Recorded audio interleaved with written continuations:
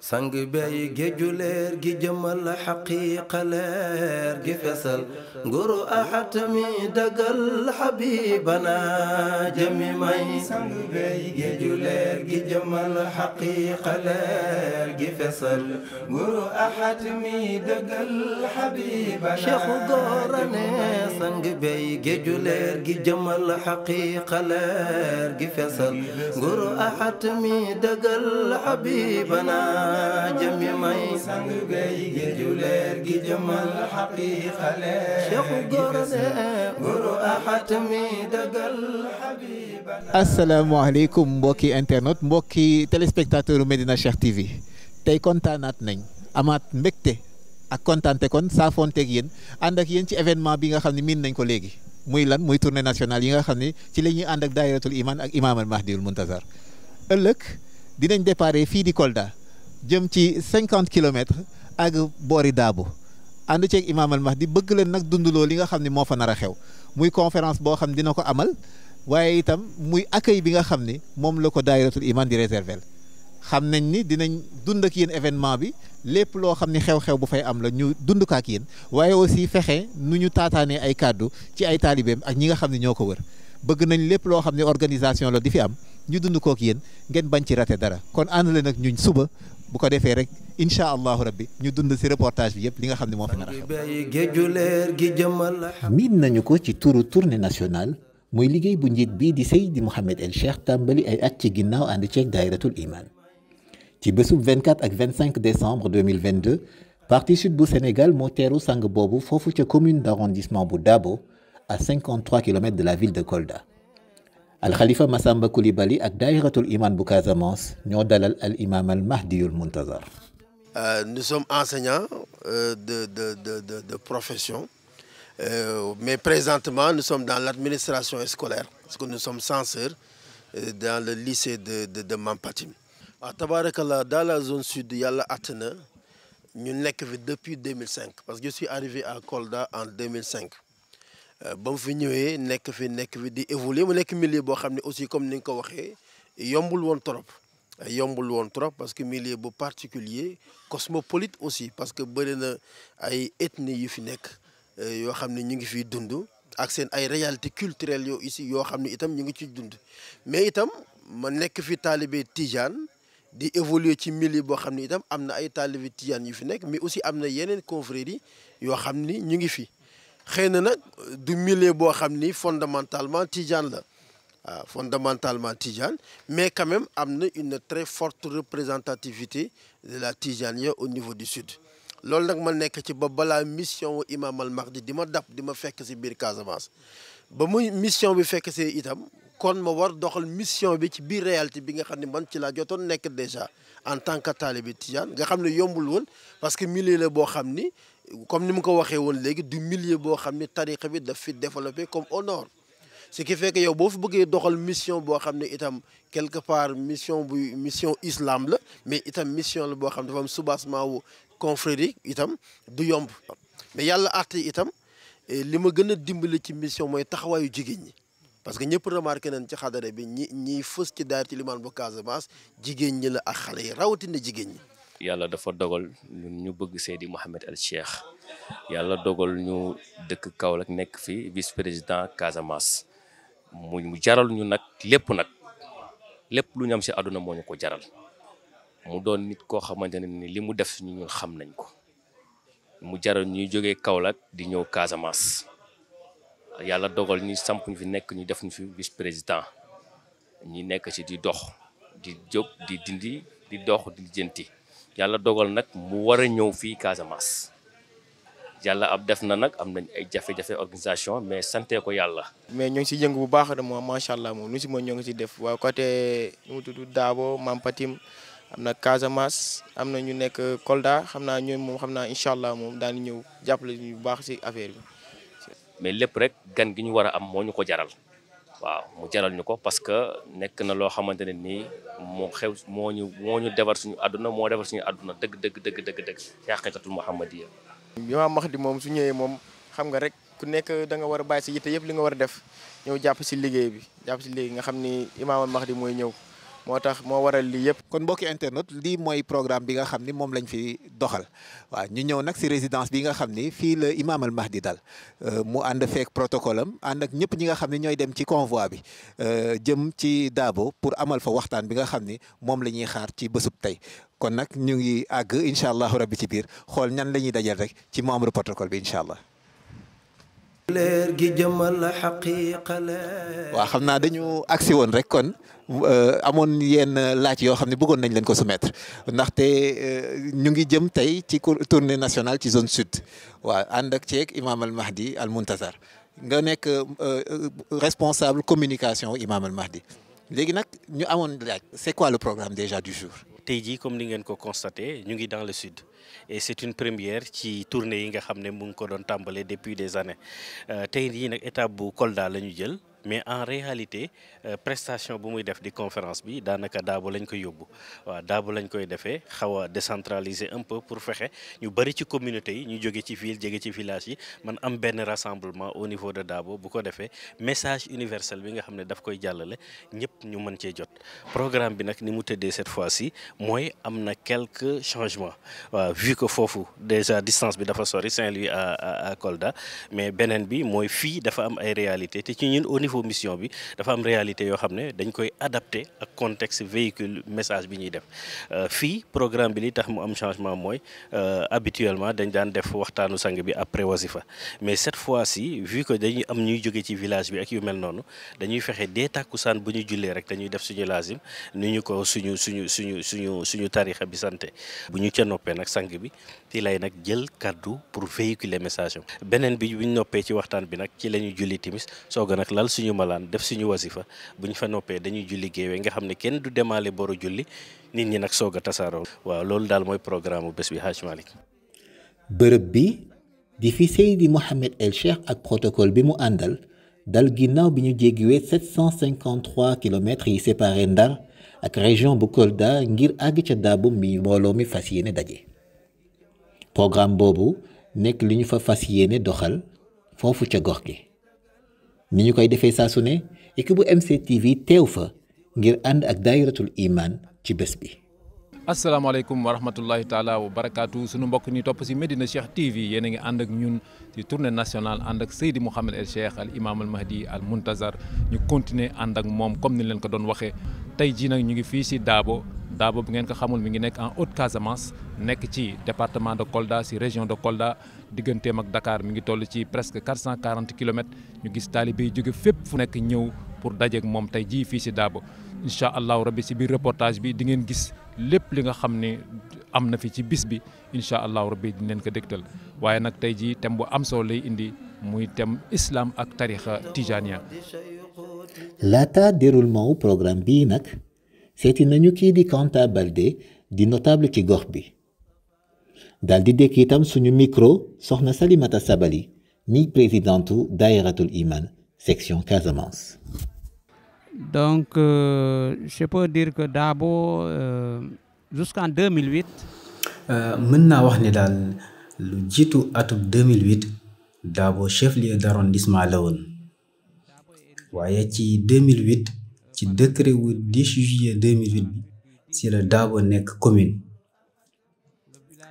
dëkk bii di Dabo ñoo ngi ko sanc ci booru atum 1887. ñi fiy dund buñ leen xaymaa ñi nga war a toll ci ñeenti junni. Situé à une cinquantaine de kilomètres, disons exactement 53 kilomètres de Kolda, chef-lieu du département. 50 kilomètres mooy war a tàqale dëkk bi ñuy wax Dabo ak fii nga xam ne moom la ñuy wax Kolda mi ngi tàqaloo ak commune bii ñuy wax Jalambéré nga xam ni mën nañu wax ni sax daf ko wër. Dabo est peuplé. En tout cas, de beaucoup d'ethnies. Les Peuls sont bien sûr majoritaires. fii ci Dabo ethnie yu bari ñoo fi daje ñu mën cee ràññee pël yi nga xam ne ñoo fi ëpp mandeng yi maanaam soose yi jaxanke yi balante yi joola yi ak yeneen ak yeneen. Donc etc. Dabo c'est une cosmopolie qui est là. Voilà, au niveau de la commune de Dabo boo xoolee activité principale économique nekk na njaayum njënd mooy petit commerce parce que boo demee par exemple ci marché bi ay jigéen ñoo fa nekk boo demee ci kaw tali bi ñoom ñoo fa nekk di jaay seen i ndox di jaay seen i glace di jaay seen i fruits di jaay seen i naana kon fii activité principale bi njënd ak njaay la mais comme que ñun on est au niveau de la Casamance nekk tamit une région pluvieuse am na ñu bëri dañuy yëngu ci agriculture bi mais agriculture bi ñu si gën a bëri góor yee fa yëngu di béy seen i gerte béy seen i dugub béy seen i mboq di béy seen i njàmbi di béy seen i pataas ñi di def seen petit maraîchage bi voilà donc principalement loolu moo fi nekk comme activité économique. am na yenn activités yi yu ñu fi ràññee yu mel ni wàllum mbay ak wàllum sàmm. teeru Imam Al Mahdi nekk mbégte bu rëy ci daayiratul iman Casamance ak seen mbokk yi ñëwoon ngir ànd ak ñoom ci bés bi. xanaa di dundee mbégte boo xamante ni amul nattuwaay ndax jullit bu ne bëggoon na fekkee jamono yonent bu tedd bi Seyduna Muhammad sallallahu alayhi wa sallam mbaa nga fekkee ndeysaan jamono Mawlana Cheikh Tidiane Chérif radiyallahu taala anhu ndax nga mën a bokk ci seen mission yi. léegi nag ñun suñu yàlla dimbalee ci mbaaxam ak ci mbaaxu ku tëdd ki ba tey ñu mën a accueillir la troisième personnalité de l'islam mooy Imam Al Mahdi alayhi salaam kon loolu mbexte boo xamante ne bu amul nattuwaay ndax musuñu woon xalaat ci suñu dund nañ mus a rencontrer nitu yàlla laa la wax waxatuma koo xamante ni moom moo yore mission axiru zaman te ndeysaan mu nekk xalifatullahi fii nuuril ahzam mu nekk xalifatu Mawlana Cheikh Tidiane Chérif radiyallahu taala an fii nuuril ahzam kon loolu mbexte boobu amuñu kàddu pour fësal ko. alhamdulilah ñu ngi sant yàlla bu baax ci teewaay sim bi loolu xéewal la ci ñun sant yàlla la ci ñun ndax gan bu toll ni comme kii adduna gi yëpp ñu ngi xaccantoo ndax mu mun a egsi sa kër kooku bu ñu naan tey mi ngi ci tëdd ci région Kolda département Kolda muy ñëw commune de Dabo. loolu xéwal la ci commune de Dabo ci sous-région bi. Imam Al Mahdi moom mission internationale la yore mission universelle la yore te ku ne mission universelle kon daanaka kon dañu ne dina dugg si bërëb yi nga xam ne maanaam ñoo gën a làqu yi nga xam ne si àdduna waaw lii nag nekk benn phase boo xam ne xëy na si moom si la nekk mooy ni nga nekk état actuellement ni Sénégal di def ay tournée yi nga xam ne mooy si région yi nga xam ne moo nekk si Sénégal te jotoon na def yéen yoo xam ne mooy international bi comme bi mu dem en Côte d'Ivoire et autres mais li nga xam ne maanaam mooy mission bi ti nga gis ne comme leer gi ni mu jaral ñu jógee ba Dakar ñëw fii pour fekkee ko te fekk ni que moom nekk na loo xam ne mooy xëy na ñun suñu njëriñ moo ci nekk ndax nit ki moom si lépp loo xam ne da nga gis sa njëriñ rek te lay jaral lu nekk te suñu xoolee à travers ces enseignements mu ngi jàngale yoo xam ne jàngale yu am solo la benn bi def mooy nit ki nga xam ne dafa la fekk nga nekk ci lëndëm mu génn la dugal la ci leer daanaka moom fu mu woote da nga koy mën a ñëw wuyu si. Chers téléspectateurs de MCTV ñuy amaan mbégte bu rëy rek donc comme ni ngeen ko gisee rek ñëpp a ngi nii taxaw di xaar guide bi di Seydi Mouhamed El Cheikh nga xam ne il va arriver d'un instant à l'autre macha allah ñëpp jóge fu nekk région bu nekk rek ci Sénégal ba ñi nga xam ne sax jóge nañu feneen fu dul Sénégal ci yeneen pays pour mën a rek teewee ci événement bi nga xam ne ni dina ko amal fii tey ci commune bi di Dabo dans le cadre de ces tournées nationales. 13h le convoi bi ànd ak Seydi Mouhamed El Cheikh jóge ci daluwaayam ca Kolda ngir àgg ci Dabo fekk ci fa mbooloo bu takku bi bàbbeeku ngir teeru seen sang.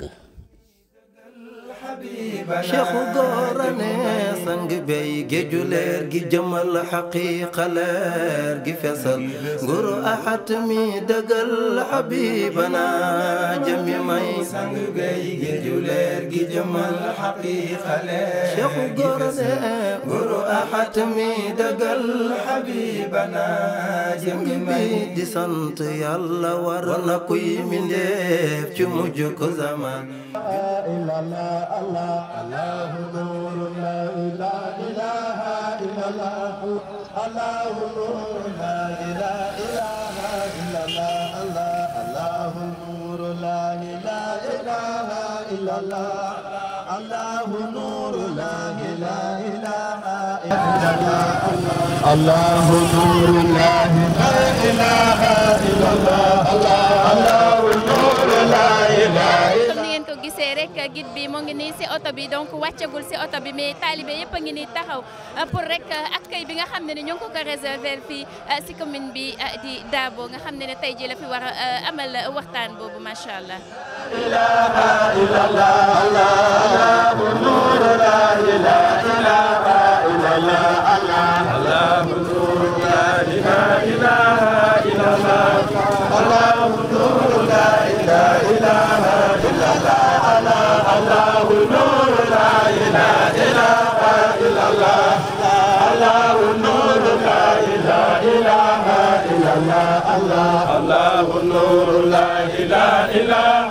إلا الله الله نور الله لا إله إلا الله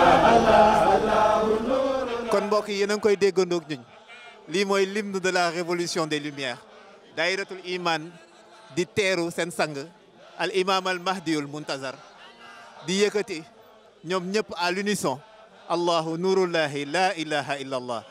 di ngeen koy déggee ak ñun gis ngeen pas-pas bi ànd ak ful bi dañ ñu wër ful bu mag ñëw teeru ki nga xam ne mooy imam al mahdiul muntazar fii ci Dabo kon ñii ñëpp ngeen di gis def nañ déplacement ñii jóge Rosso ñële jóge Ndar ñële jóge Dakar jóge ci gox-goxaan yi jóge sax ci diaspora bi ñëw ngir teeru imam al mahdiul muntazar fii ci Dabo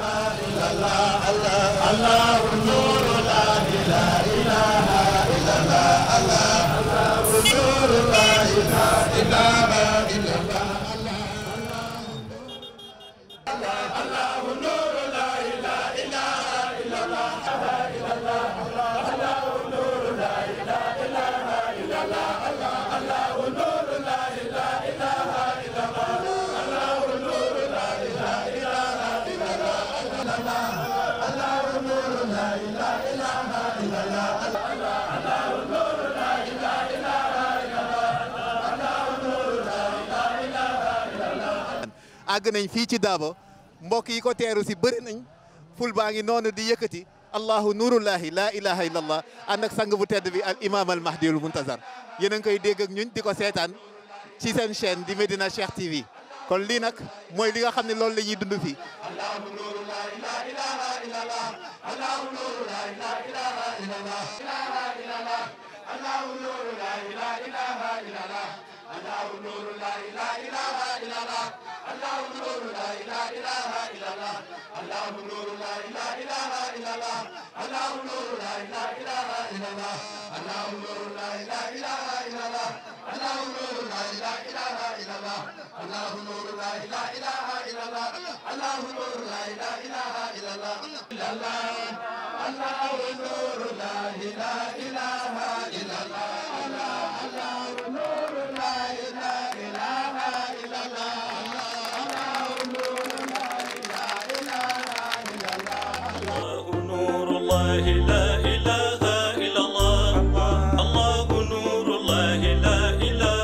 mu mel ni seen guide bi di Seydi Mouhamed El Cheikh à chaque sortie dafay amal ay waxtaan tey waxtaan bi war a porter ci thème bu mu tuddee l'islam et la tariqa tijaniya mu mel ni thème bu am solo la ñu bëggoon xam lan ngeen di xaar ci boobu waxtaan bi tey bi macha allah am na solo lool waaw ñu ngi xaar lan la sangu bi ici parce que sangu bi moom waxtaan comme nu mu koy defee saa su ne su waxtaanee ren ndeysaan ñu jàngal lu ñu mus a dégg so loolu lañ si expect daal. alors pour ce thème je vais juste dire que. waaw xam naa li ñu mën a wax ci thème bi daal mooy thème bu am solo la comme ni nga xam ni noonu la ko yàgg di defee te mbégte lu rëy la ñuy am ci di ko déglu saa su ne muy développer ay thèmes yu bari njariñ jëm ci wàllu actualité ci wàllu diine l'islam ak tariqa tijaniya mi nga xam ni dafay soxla ñi ci àddu nekk ñu ci xariñ ba ñi nga xam ne ñoo ngi leen di déglu mën a xam fu ñuy teg seen tànk. ginnaaw teeru bu am solo boobu sang bi war a amal waxtaan bu am solo ci cadre conférence bi mbooleem taalibe yi di xaar jàngale ya ca nar a rot. malaayika bi ñëw tàllal laafam nii ngay xool sa dund quelques secondes avant ngay génn àdduna bu doon 100 ans nga fi am seconde yooyu bu doon 5 secondes la dana la wan ba ngay xale ba juddu ba fi nga mujjee tay ji image yi di jàll benn par benn bu 5 secondes mën na ci jàllale image yoo xam ni am nit ki dund na 100 ans mais gis nga image yi muy wane sa rox bi ñu rocc ba nga xam ni desul lu dul ñu dindi rox ba jeex na tàkk mi ngi ci point bi nga xam ne bu ñu ko roccee nit ko dootul dund la yaram ba dencoon yëpp ca la ko yaram ba transféré comme clé muy défilé nii. asalaamaaleykum sëñ bi ñu ngi lay nuyu di la ziar est-ce que mën ngeen ñu wax seen impression tey si waxtaan bi nga xam ne ni seen guide bi tax leen ñëw fii tey Dabo amal na ko fi tey. macha allah maaleykum salaam wa rahmatulahi taala wa barakaatu soxna Rama maa lay nuyu baax di lay ziar isim daati comme ni nga ko waxee rek ndeysaan sang bi moom comme à l'accoutumée rek moom noo def rek ndeysaan waxtaanam su ñëwee rek dina indi xam-xam yoo xamante ni à chaque fois day surprendre monde islamique bi mais aussi day xaw a laalaa tuuti science parce que tey jii ndeysaan di wane ni le corps humain récepteur la suppiram bu mujj ndeysaan di quitter monde shahada di dem barzakh li muy gis si laafu malaaka bi ndeysaan muy en fait dundam yëpp si commencement ba si fin mu ngi expliquer ni loolu corps humain bi moo ko enregistré te même enregistrement boobu noonu science bi dem na ba di exploiter lu mel noonu. asalaamaaleykum waa Medina Cheikh TV asalaamaaleykum waa xadra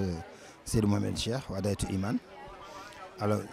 tey dañoo ñëwoon Dabo ànd ak sang bi ci tournée nationale yi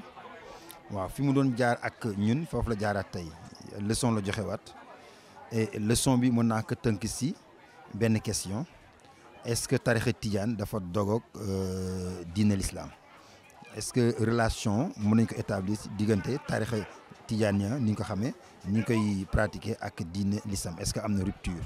donc li mu indi tey foofu laa koy dugal voilà boo xoolee dafa départ ci l'islam donc ñu nangu ni ñun ñëpp ay jullit lañ ñu nangu ñun ñëpp yonent bi sallallahu alayhi wasallam ni mu koy faral di waxee Seydi Ahmed alayhi salaam mooy suñu sëriñ ñun ñëpp donc bu ñu tënkoo ci l'islam est-ce que mën nañu am possibilité ñu def pratique tarixa bi ñuy wax tarixa Tidiane ni ñu ko xamee moom mu dikkaat si jàngale ni bu ñu tënkoo si yonent bi tënku say jàngaleem war a tënku ci sunna bu ñu fi bàyyi donc amul benn rupture bu mën a am diggante tarixa Tidiane ak l'islam ndax lan ndaxte l'islam dafay tabax nit dafay tabax doomu aadama ci bu muy juddee ba nu muy nekk nit mat nit xam-xame mën a ànd ak borom nekk ci yoonu siraatal mustaqiim l'islam daf koy nandal ci ay valeur nandal ko ci ay pratique ba mun a nekk nite am yàqin ci ni moom yàlla moo ko bind dafa dellu si yàlla ban taxawaay la mën a am ba dellu si borom xeetu valeurs yooyu xeetu xam-xam yooyu l'islam di nas ci nit moom la ñu rappeler di laajte est-ce que loolu duñ ko fekk ci biir tarixu Tidiane donc tarixu Tidiane daf ko teg comme prolongement de l'islam amul benn rupture donc sang bi jàngale ni bu ñu bëggee sunna dëgg dañuy dem seeti borom tarixa bi ndax lan parce que lépp lu tarixa bi di jàngale mu nekk zikr yi ñu ci fekk mu nekk istighfar bi mu nekk salatul fatih mu nekk la ilaha illallah ak jawharatul kamal bi amul benn yoon lu si génn l'islam amul benn yoon lu si génn njàngale yonent bi sallallahu alayhi wasallam comme yonent bi moo nekk suñu sëriñ moom kan moo ko doon muy Maolana Cheikh Ahmed Tidiane Chérif moom moo rëdd yoon mu teg ko fi yoon boobu nag génnul yoonu yonent bi génnul yoonu l'islam dañ génnul yoonu yàlla parce que yàlla moo nangu ni l'islam mooy tarixa bu mu agréel boppam puisque yàlla moo agréé tarixa moo agréé l'islam te tarixa Tidiane génnul l'islam donc tarixa Tidiane du génn yoonu yàlla foofu la ñu dugalee ni tarixa bi sunna la mais sunna bi kan moo ko yonent bi moo ko moom mu nekk ndonn boo xamante ni dañ ko recevoir ci yonent bi mais daf ko jaarale ci Maolana Cheikh Ahmed Tidiane Chérif donc lan ci mën a jàpp mooy nga nekk ci tarixa Tidiane dafa fekk nga nekk d'abord jullit nga nekk julli nga nang ko di ko pratiquer ni nga ko war a pratiquer parce que valeur yi nga l'islam di jox dañ koy consolider ci biir tarixa Tidiane daf lay téye ci l'islam naanal ci l'islam téegi la ci benn yoon boo xamante ni mënoo ko wàcc benn mu nekk yoonu siraatal mustaqiim donc sang bi ñëw ci dimension boobu rappeler surtout tontu ñu yaakaar ni boo nekkee Tidiane génn nga ci diine wala boo nekkee Tidiane li ngay def en dëppoolu ak diine comme ñu koy xalaat ni bida la tekki na ni du bida parce que sunna la te ñun ñu tënk ci yonent bi jàpp nañ ni sunna dañ ko war a topp comme yonent bi nekku fi am na kenn ku ko fi toogal muy Maolana Cheikh Ahmed Tidiane ak ay xalifaam ñoom ñoo jël njàngale yonent bi tracé benn yoon tënk si képp ku bëgg a tënk ci yoonu yonent bi donte moom nekku fi donc li ñu ci mën a comprendre mooy l'islam ak tarixa Tidiane nekkul rupture nekkul ñaari voies parallèles c'est que ci biir l'islam lañu xotti yoonu tarixa Tidiane ya niñ leen ko diggee woon defee nañ ko noonu kon àndaat nañ tey ak Imam al Mahdiul Muntazar daal di ñëwaat fii nga xam ni moom mooy Dabo nag ñu gis fa accueil bi nga xam ni moom la daayiratul iman réservé kii nga xam ni mooy seen sang di Seydi Mouhamed El Cheikh bi ñu agsee fii gis nañ li nga xam ni moom mooy Allahu nurullahi la ilaha illallah l'hymne de la révolution des lumières mu retentir mu ànd ceeg mbooloo bu takku daal di ànd ak ñoom itam julleendoog ñoom amandoog ñoom li nga xam ni moom mooy awraatu tarixa bi ànd ak ñoom ci lazim ginnaaw loolu waxtaan ak mbooloo mi daal di itam toog lal fa mbalaan riiral wasifa bi niñ koy waxee rek leer gi jolli jëm asamaan waaye itam ànd nañ ak yéen daal di déglu ñenn ñi ci ñi nga xam ne ñoom ñooy taalibe Seydi Mouhamed El Cheikh yi daal di xool ñi nga xam ne mooy organisation bi mu indi fii Casamance ànd ceeg protocole am ànd ceeg cabinet de communication ànd ci kon mbokk yi nga xam ne ñoom ñooy mbokk daayiratul iman loolu nag lañ leen indiloon waaye nag di leen jox dig daje le 29 janvier 2023 à Médina Cheikh fële ca Ndar bu ko defee foofu buñ fa àggee dundaat fa ak yéen li nga xam ni mooy anniversaire wu intronisation officielle bu imam al Mahdiul Muntazar kon bokk des leen ak ñuñ ci seen télé la chaîne qui enseigne la chaîne qui éclaire gi fesal nguru ahatami dagal habibana jami may sang bey géeju leer gi jëmal haqiqa leer gi fesal nguru ahatami dagal habibana cheikhu gorane sang bey géeju leer gi jëmal haqiqa leer gi fesal nguru ahatami dagal habibana jami may sang bey géeju leer gi jëmal haqiqa leer cheikhu gorane nguru ahatami dagal habibana jami may di sant yàlla